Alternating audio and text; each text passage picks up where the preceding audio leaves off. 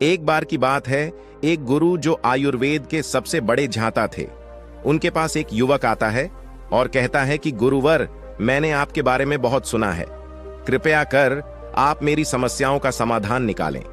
ये सुन गुरुजी मुस्कुराने लगते हैं और कहते हैं कि बेटा, बताओ क्या समस्या है तुम्हारी। अब युवक कहता है कि गुरुवर, मैं हमेशा थका थका महसूस करता हूं। मुझे हमेशा ऐसा लगता है मानो मेरे शरीर में ऊर्जा है ही नहीं। अभी मैं बस 24 साल का हुआ हूं और मेरे चेहरे पर अभी से ही झुर्रियां पड़ने लगी हैं। मेरा दिमाग किसी भी कार्य में लगता ही नहीं। मैं दिन भर हमेशा आलस्य से भरा रहता हूं। आधे से ज्यादा समय में बीमार रहता हूं। मेरे शरीर में बहुत सारी बीमारियों ने घर बना लिया है। इसीलिए आप मुझे कुछ ऐसा उपाय बताएं जिससे मेरे ज्यादा पैसे भी खर्च ना हो और मैं ऊर्जा से भरपूर रहा हूं। मुझे कभी कोई बीमारी पकड़ तक ना पाए। मेरा शरीर शक्तिशाली बन जाए और दिमाग अच्छे से कार्य करें। युवक की पूरी बात सुनने के बाद गुरुदेव कहते हैं कि बेटा, आज मैं तुम्हें ऐसी 5 चीजें बताऊंगा जो आसानी से तुम्हें तुम्हारे घर पर ही उपलब्ध हो जाएगी। इसका नियमित रूप से उपयोग करने से न केवल तुम बीमार पड़ने से बचोगे, बल्कि उनका प्रयोग करने से तुम्हें कभी भी थका थका महसूस भी नहीं होगा। तुम पूरे दिन ऊर्जा से भरे रहोगे। लेकिन इसके लिए सबसे पहले आपको अपने शरीर के बारे में समझना होगा। हमारे शरीर का प्रत्येक अंग, चाहे आपकी त्वचा हो, आपके बाल हो या आपके शरीर का कोई भी अंग क्यों ना हो, वह प्रोटीन से बना होता है। आपकी मांसपेशियां प्रोटीन से बनी होती हैं।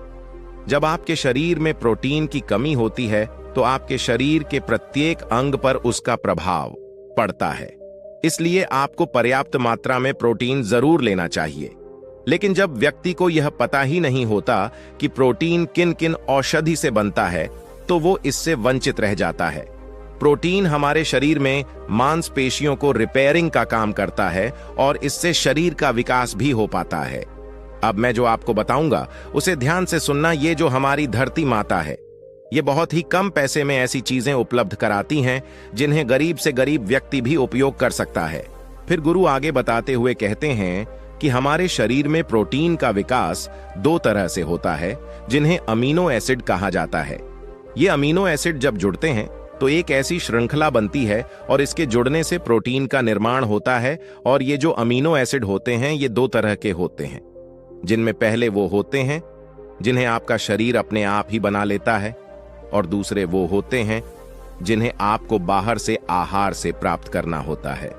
इसलिए जो आप आहार लेते हैं उसमें अमीनो एसिड नहीं होता, तो आपके शरीर विभिन्न प्रकार की बीमारियों से और भिन्न भिन्न प्रकार के तत्वों की कमी से बीमार पड़ जाते हैं, जिसका असर आपके शरीर पर पड़ता है। आपका शरीर कमजोर हो जाता है, आपको थकान महसूस होती है, आलस्य आता है, हड्डियों की मजबूती कम हो जाती है, मांसपेशियां ढीली पड़ जाती हैं, बाल सफेद हो जाते हैं, चेहरे की चमक खत्म हो जाती है, आंखों की रोशनी भी धीरे धीरे कम हो जाती है, शरीर की ऊर्जा चली जाती है। इसीलिए इन सब को संतुलन में रखने के लिए अब यह जो चीज हम आपको बता रहे हैं, उसका आपको नियमित रूप से प्रयोग करना चाहिए। गुरु युवक को पहली चीज बताते हुए कहते हैं कि पहली चीज है पनीर। आप चाहे कितना भी आहार खा लो, आपको वह प्रोटीन नहीं मिलेगा जो आपको पनीर खाने से मिलता है। मार्केट में पनीर को पोषक तत्वों का खजाना बताया गया है। पनीर आपको सामान्य से लेकर गंभीर शारीरिक समस्याओं तक से बचाता है। इसमें मौजूद होते हैं कैल्शियम, प्रोटीन, फास्फोरस, फोलेट इत्यादि न्यूट्रिएंट्स प्रेग्नेंट औरतों और बच्चों के हेल्थ के लिए बेहतर होते हैं। इसमें मौजूद विटामिन डी और कैल्शियम आपको कैंसर के खतरे से बचाते हैं। इसमें पाया जाने वाला सेलेनियम नामक एंटीऑक्सीडेंट लंबे समय तक आपको जवान रखता है, स्वस्थ रखता है, जिससे आप जल्दी से वृद्ध दिखाई नहीं देते। पनीर में मौजूद प्रोटीन शरीर को सिर्फ न केवल ऊर्जा देता है, बल्कि मांसपेशियों के लिए भी बहुत महत्वपूर्ण होता है। ये आपकी मांसपेशियों को मजबूत बनाता है। साथ ही प्रोटीन वजन को संतुलित रखने में भी सहायक होता है। इसलिए आपको लगभग 100 ग्राम पनीर का सेवन जरूर करना चाहिए। लगभग 100 गुना, और पनीर से आपको 20 ग्राम प्रोटीन मिल जाता है। साथ ही साथ आप पनीर का प्रयोग कच्चा भी कर सकते हैं, या फिर गाय के घी में पकाकर भी इसका इस्तेमाल कर सकते हैं, या फिर इसे सब्जी में डालकर भी प्रयोग कर सकते हैं। यह आपके लिए बहुत उपयोगी होगा।